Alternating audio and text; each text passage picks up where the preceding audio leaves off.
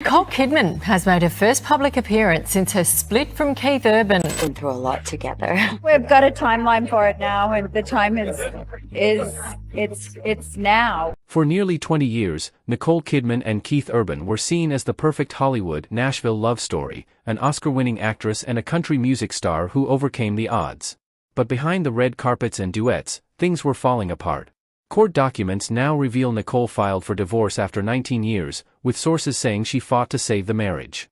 His first public performance post-split showed no wedding ring, no love song for Nicole, and altered lyrics that hinted at rewritten history.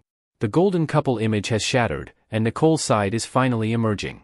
We take a closer look at what made them so admired, and what led to the end of one of Hollywood's most iconic love stories. Nicole, the shy dreamer turned Hollywood royalty Nicole Mary Kidman was born in Honolulu, Hawaii in 1967, to Australian parents who were temporarily abroad. Her father, Anthony Kidman, was a clinical psychologist and biochemist, and her mother, Janelle, was a nurse and educator. When she was still a child, the family returned to Sydney, where she grew up in a household steeped in both discipline and ambition. Unlike the bright, poised figure she later became, young Nicole was painfully shy.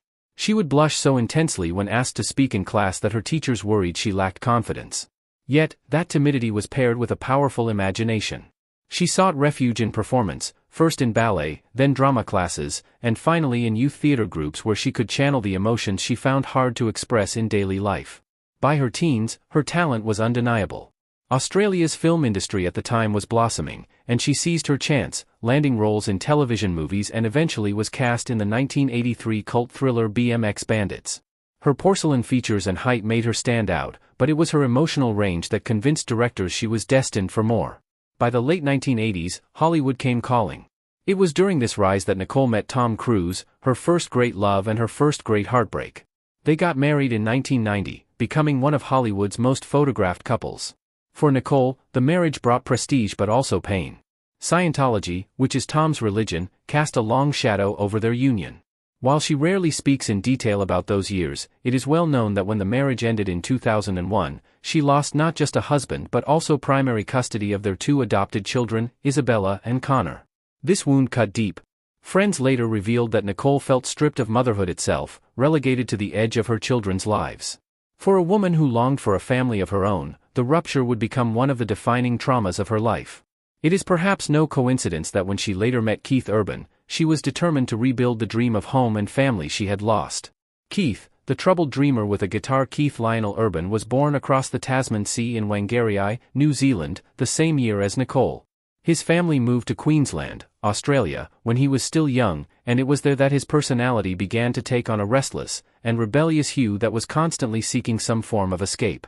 His father, Bob, owned a convenience store but was also passionate about country music, a genre not exactly mainstream in suburban Australia. He encouraged young Keith to pick up the guitar, and by the age of 6, he was already performing. Country music, with its tales of heartbreak and redemption, offered him both identity and therapy, but while his musical talent was prodigious, his home life was less harmonious. Allegedly, he lived in a family marked by tension and financial struggles, which may have contributed to his lifelong search for stability. In his teens, he performed in talent shows and small bars, cultivating not just his sound but also his image as the brooding country outsider with a rock star's edge. He soon dropped out of school to pursue music full-time. For Keith, there was no plan B. Music was his only ticket out, but along with the talent came demons. By his 20s, he was already experimenting with alcohol and harmful substance. Fame, when it arrived, didn't steady him, it amped up the chaos.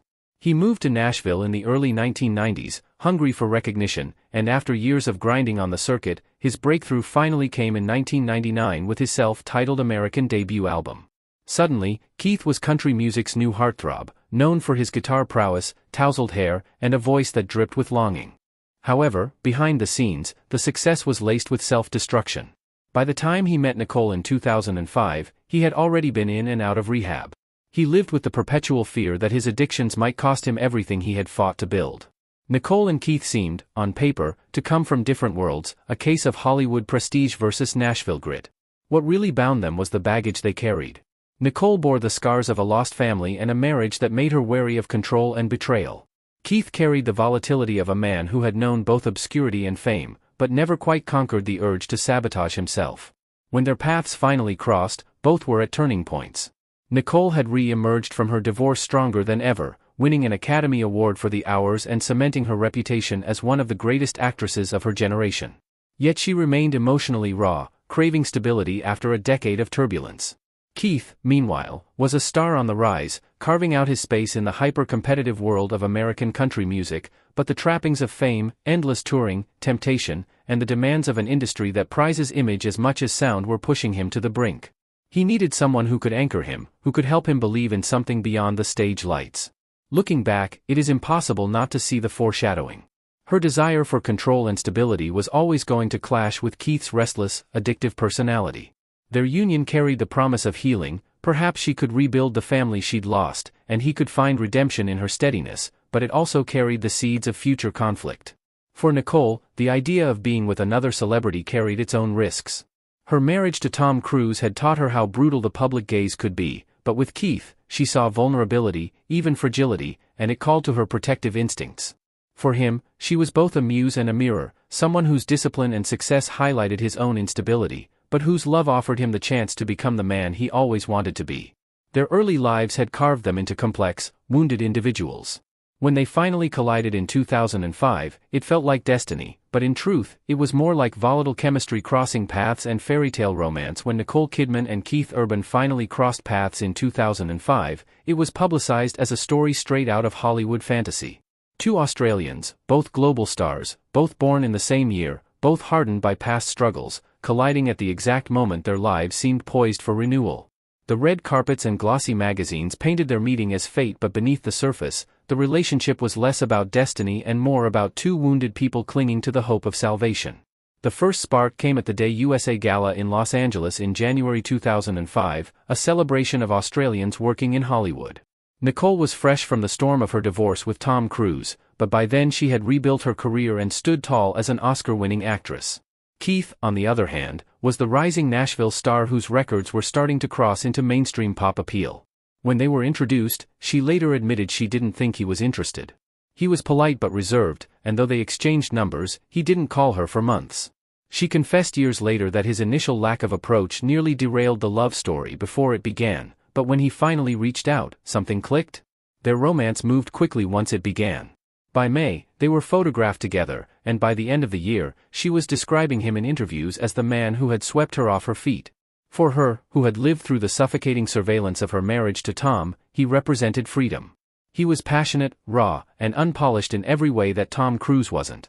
For Keith, she represented legitimacy, elegance, and the kind of stabilizing force he had never known. By November he was walking red carpets with Nicole, not just as her date but as her partner. Their chemistry was obvious and the press fell hard for the pair. Australia's golden children had found each other in America. In June 2006, just over a year after they began dating, they married in a lavish ceremony at the Cardinal Soretti Memorial Chapel on Sydney's Manly Peninsula. She wore a Balenciaga gown with a dramatic veil, while he, with his trademark long hair, looked every bit the romantic troubadour. The guest list glittered with Hollywood royalty and country music stars, but the real story was the intimacy of the event. She reportedly walked into the church by candlelight, holding back tears, while he serenaded her during the reception. For fans, it was the picture-perfect ending to both of their troubled pasts. Nicole, the woman who had endured the controlling grasp of her previous love, had found a man who appeared to adore her unconditionally. Keith, meanwhile, had found redemption in the arms of one of the world's most respected actresses. Unfortunately, unlike fairy tales, reality was less perfect.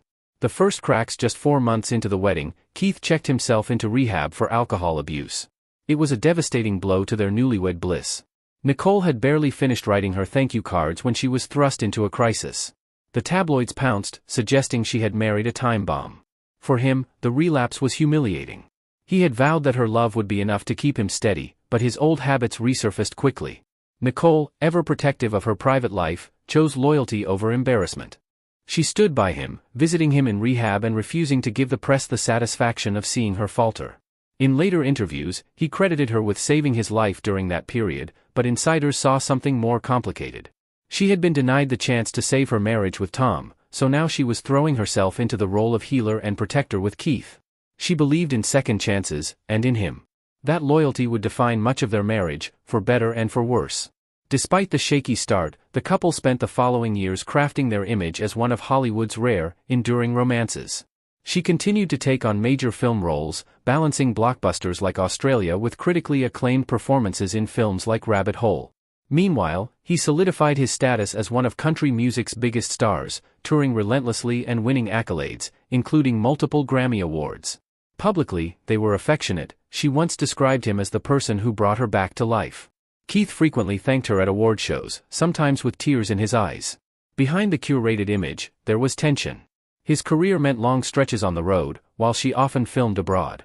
They tried to make it work, even implementing rules like never spending more than a few weeks apart, but insiders reported that their schedules frequently clashed. Nicole, deeply scarred by her separation from Isabella and Connor Cruz, clung to the idea of family. When she and Keith welcomed their first daughter, Sunday Rose, in 2008, followed by Faith Margaret in 2010, she poured herself into motherhood. He adored his children, but struggled with the balance between fatherhood and the restless life of a touring musician. Later on, they successfully sold themselves as the antidote to Hollywood cynicism. Interviewers lauded them as proof that real love could survive fame. Photos of the family at the airport, her clutching the girls while he trailed behind with luggage, reinforced the image of a tight-knit unit. Yet, beneath the surface, their bond had weakened. His ongoing battle with sobriety was a constant problem. Her need for stability sometimes translated into control, and friends hinted that the couple's differences ran deeper than either admitted. Still, they pushed forward, determined to preserve the fairy tale. Their early years together had been marked by the quick intensity of falling in love and immediately getting married in a short time while weathering the crisis almost immediately. That intensity meant they never truly slowed down to confront the cracks forming in their foundation. For nearly 2 decades, they kept up the facade, a reformed bad boy and his patient savior. What no one knew then was that the same whirlwind energy that had carried them into love would eventually propel them into heartbreak. The fairy tale was always fragile and built on hope and performance as it was on reality, but the pressure was building. Love under pressure. By the time Nicole Kidman and Keith Urban reached their first decade of marriage, they had already survived more turbulence than most couples could endure in a lifetime. Rehab only months after the wedding, long separations due to career demands, and the balancing act of raising 2 daughters in the public eye, all of it created a constant undercurrent of pressure, and yet, for years, they remained a symbol of resilience. By the mid-2010s, rumors of tension began to surface more frequently. There were whispers of arguments over schedules, over Keith's nightlife and even over Nicole's intensity. The couple consistently denied the speculation, often presenting united fronts in interviews. Nicole would often insist they've never been stronger, while Keith would echo the sentiment, describing Nicole as his rock. Yet cracks have a way of showing, no matter how carefully hidden. Friends close to the couple described her as someone who had grown increasingly weary of carrying the emotional weight of his struggles. While she admired his artistry, she worried about his mental balance. Keith, meanwhile, sometimes reacted off whenever he was cast as the one needing rescue. He allegedly wanted to be her equal, not her project. What kept them together for so long was the same thing that pulled them apart, and that was their contradiction. Marriage. Nicole loved his vulnerability but feared it. He loved her strength but felt overshadowed by it. There was a constant negotiation between saving and resisting, between passion and exhaustion. All the while, the public narrative remained stubbornly intact that they were the love story that had beaten the odds. Few knew how much effort it took to maintain that illusion, how much of their private energy was spent propping up the facade. The pressure to live up to their image was enormous. They weren't just husband and wife, they were the embodiment of hope for fans who wanted to believe that love could survive addiction, distance, and fame. Every photo, every public gesture became part of the mythology. But mythology, as history often proves, can be both inspiring and crushing. Nicole and Keith had become prisoners of their own fairy tale. Raising their daughters also showed their differences. Nicole, mindful of the lessons from her own fractured family experience, emphasized routine, structure, and shielding her children from the chaos of fame. Keith leaned toward leniency, playing the role of the fun parent. While their daughters adored both parents, insiders whispered that Nicole allegedly felt undermined sometimes, while he sometimes felt criticized for not being serious enough. These weren't the explosive fights tabloids dream of. They were quieter divisions, the kind that wear down trust and intimacy over time. The tabloid murmurs and eventually divorce. As the 2020s dawned, tabloids began to speculate about cracks in the marriage. Stories surfaced about arguments, about time spent apart, about whispers of Keith's old demons. Both Nicole and Keith dismissed the rumors, often appearing hand in hand soon after a story broke. Nicole would insist in interviews, "We've never been stronger," her calm tone disarming skeptics. But behind those denials, there was truth to the rumors. Keith continued to battle sobriety. While there is no evidence that he spiraled as dramatically as in the past, insiders suggested that her fear of relapse never fully left her. She remained vigilant, sometimes to the point of tension. To Keith, it could feel suffocating to be monitored and doubted, even when he was doing everything right. Nicole, for her part, grew weary of always being the anchor. She adored him, but she longed for balance, for a marriage in which she wasn't constantly bracing for the next storm. Perhaps the most revealing sign of their unraveling was the difference between their private and public selves. Privately, they were drifting, clashing, circling around unresolved issues. Publicly, they doubled down on the fairy tale. Their red carpet appearances became increasingly important, as though they were staging performances not for the cameras but for themselves, reminding each other and the world of the love story they had once believed in. At events, Keith would grip Nicole's hand tightly, often kissing her shoulder, whispering in her ear. She would smile, composed, but observers noticed that her smile seemed more rehearsed than spontaneous. The affection looked real, but strained, like actors reciting lines they had long since memorized. Every marriage carries unspoken resentments, but in their case, those resentments grew louder with each passing year. Nicole allegedly resented his dependence on her strength, his need for her to be both wife and savior. He resented her control, ability to manage not just herself but him, their children, and their image with military precision. Friends close to the couple described their dynamic as one of constant negotiation. He craved freedom while she craved security. He wanted passion while she wanted peace. Neither was wrong, but their needs were rarely in sync. By 2023 and 2024, the whispers became louder. Anonymous sources in entertainment magazines hinted that they were living separate lives, that they were together but apart. Paparazzi photos began to support the theory as she started attending events solo. Meanwhile, he was spotted on tour without his wedding ring, as both of them avoided questions about each other in interviews. Still, the couple resisted the narrative of collapse. Nicole often spoke about how marriage required a lot of work, an admission that seemed modest but also revealing. He would insist that she was his everything, even as his words began to sound like rehearsals of an old script rather than spontaneous declarations. Still, ultimately, every unraveling has a tipping point, and theirs came in the summer of 2025. By then, the cracks had widened into fissures. She was spending more and more time with her daughters, retreating into family and away from the circus of speculation. Meanwhile, he threw himself into music, touring harder, pouring his emotions into performances that sometimes bordered on confessional. Those closest to them say the decision to separate wasn't explosive. There was no single scandal, no final argument. Instead, it was the slow acknowledgement that they were no longer sustaining each other. Nicole, heartbroken but resolute, realized she could no longer be both partner and caretaker. Keith, weary of the weight of Nicole's expectations, chose to step away. When she finally filed for divorce in late September 2025, citing irreconcilable differences, the world gasped, but for those who had been watching closely, the end felt inevitable. For nearly 20 years, these two had built one of Hollywood's most admired stories, a tale of redemption, resilience, and lasting love. The words on the legal documents were brief, just irreconcilable differences, yet they carried the weight of a story far more complex. What followed was not just a legal separation but a very public unmasking, with each move exposing the raw truth of a marriage that had long been struggling to survive. Nicole filed in Davidson County, Tennessee, where the couple had maintained a family home. The paperwork was straightforward, even restrained, but its implications were enormous. After 19 years of marriage, 2 children, and countless declarations of undying love, she was walking away. Insiders suggested that she had agonized over the decision for months.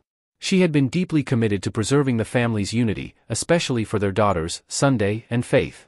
But as one friend put it, she realized she couldn't save both the marriage and herself. For years, she had carried the role of stabilizer, his anchor against addiction, the planner in a relationship often defined by chaos. Finally, she chose self-preservation. The documents made clear that she was seeking primary residential custody of the girls, with him sharing joint decision-making authority. Notably, both parties waived spousal support and child support, a sign that their finances had long been maintained separately. If her filing was the quiet declaration of the end, Keith's response was louder, rawer, and far more prominent. Just days after the divorce news broke, he was seen, and, most importantly, his wedding ring was missing. If that wasn't clear enough, during his first performance since the divorce, he altered lyrics in 2 of his signature songs. At his Pennsylvania concert, he transformed what might have been just another stop on his High and Alive world tour into a buzzed public reckoning with his personal life, laying bare a storm of emotions in front of thousands of fans. Performing for the first time since the announcement of his split from Nicole Kidman after nearly 2 decades of marriage, he wasted no time signaling that this was going to be more than a standard country set. He strode onto the stage without his wedding band, a symbolic gesture that did not go unnoticed by the audience, and throughout the night his actions swung between fury, heartache, and a strangely tender sense of nostalgia. The moment that drew the most gasps came during his 2004 breakup anthem You'll Think of Me, when he changed the line, "Take your space and take your reasons," into a venomous, "Take your unreasonable reasons," a lyric twist that many interpreted as a thinly veiled shot at Nicole and the breakdown of their marriage. This raw outburst, spat out with clear frustration, stood in direct contrast to the image he allowed to play during Heart Like a Hometown, where images of him and their 2 teenage daughters appeared in a slideshow, a decision that seemed like a reluctant nod to his family even in the middle of unraveling ties. Fans also noticed that he completely dropped The Fighter from his setlist, a 2016 hit believed to have been inspired directly by his relationship with Nicole and often performed with her in mind, signaling a deliberate erasure of their shared history from his stage acts. Between songs, he opened up candidly about his childhood, recalling how his parents encouraged him to leave school in pursuit of music, as though to remind himself and the audience of the passion that had carried him long before fame, marriage, and scandal. The emotional roller coaster did not end there, while speculation swirled around his rumored closeness with younger guitarist Maggie Baugh, who was notably absent that night. Her shadow still lingered over the performance thanks to viral clips resurfacing online of him serenading her with altered lyrics at earlier shows. This absence, paired with his pointed setlist changes, only amplified the mystery and drama surrounding his private life. By the end of the night, it was clear his performance had become something bigger than a concert. The divorce filings and Keith's dramatic concert instantly flipped the media scene. Tabloids feasted on the drama, framing Nicole as the wronged woman who had finally had enough. Keith was cast as the tragic case, a man undone by his demons and his inability to meet her needs. Fans took sides, dissecting every lyric he sang, every look she gave during public appearances. For Nicole, the renewed glare of the spotlight was suffocating. She had filed quietly, hoping to minimize the spectacle, but his stage gestures made privacy impossible. Suddenly, she was forced to respond not with words, but with the careful calibration of her public appearances. At a film festival weeks later, she appeared without her wedding ring, her poise unshaken but her eyes betraying a profound sadness. At the heart of the divorce was the question of family. For Nicole, the loss of Isabella and Connor during her marriage to Tom Cruise remained an open wound. She was determined not to repeat history with Sunday and Faith. The divorce documents made clear her intent: the girls would mainly reside with her, ensuring stability in the face of upheaval. Keith has also reportedly agreed without significant resistance. His touring schedule and unpredictable lifestyle make him less suited for day-to-day parenting, but insiders noted his heartbreak at the arrangement.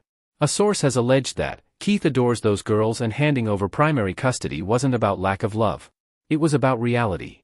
In the weeks following the filing, Nicole has retreated into the sanctuary of her daughters and her work. She was photographed in Nashville, walking hand in hand with Sunday and Faith, her face composed but her body language protective. For her, survival means focusing on what she can control, which is basically her children, her career, and her own well-being. Meanwhile, Keith has poured himself into music. His shows are so electric spectacles, each performance doubling as a therapy session. Fans described his concerts as heartbreak on display, with him openly weeping during certain songs. His vulnerability endeared him to audiences but also showed perhaps the reality that Nicole has decided to walk away from.